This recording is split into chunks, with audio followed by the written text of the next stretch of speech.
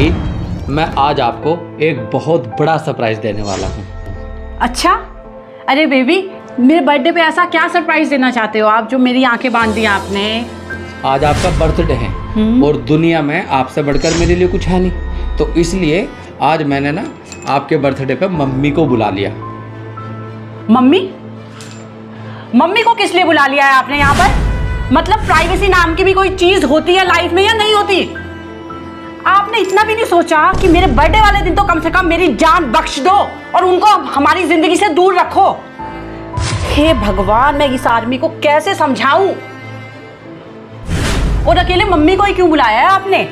ऐसा करो, पूरे गांव को बुला लाओ और मेरे सर पे नचवाओ। मैं इस घर की नौकरानी तो हूं ना, बस वो सब आएंगे, वो सेलिब्रेशन करेंगे, वो जश्न मनाएंगे, उनके साथ आप जश्न मनाना और मैं नौकरों की तरह घर के सारे काम करूंगी, बर्तन मांजूंगी, सफाइयां करूंगी।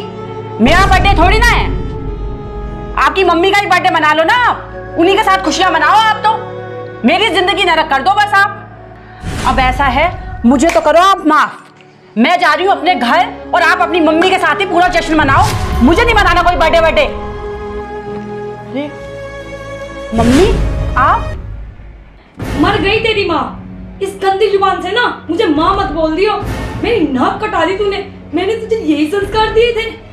मतलब अपनी माँ के लिए तो माँ माँ कर रही है और चिराग की माँ को इतना बुरा भला बोल रही है। अरे शर्म आनी चाहिए तुझे। शादी के बाद तो चिराग की माँ ही तेरी माँ है ना। जो तू बोल रही थी ना, तेरे शब्द मुझे तीर की तरह चुभ रहे थे। मैं क्या ही बोलूं, ऐसी औलाद होने से अच्छा है ना लोग ना बिना औलाद के ही रह ले। मुझे ना कोई जन्मदिन नहीं मनाना और मैं जा रही हूँ और आज से तेरा मेरा रिश्ता खत्म। मम्मी, मेरी बात तो सुनो। अब सुनने के लिए बचा ही क्या है? मैंने सब कुछ सुन भी लिया और देख भी लिया। हाथ छोड़ मेरा।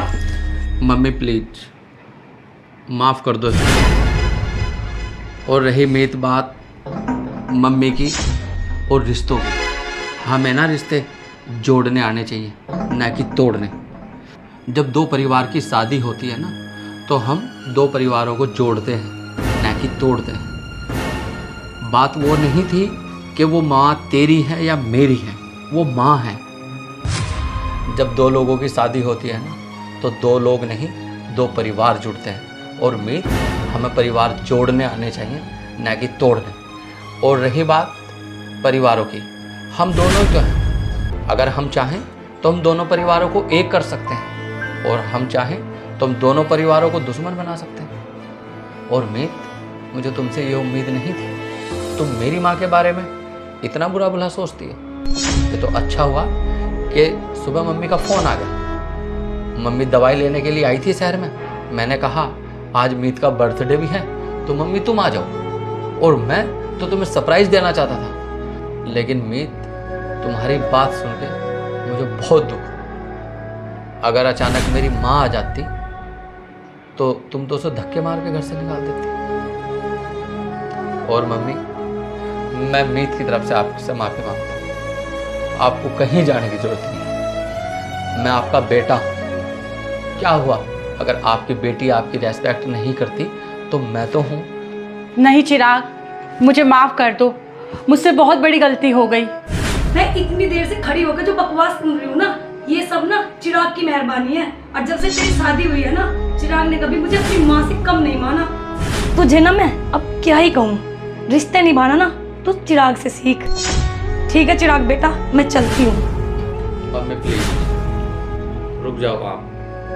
आप अपनी बेटी से नाराज हैं, क्या मुझसे भी नाराज हैं? और गलती इंसानों से ही होती है। आप इसे माफ़ कर दो।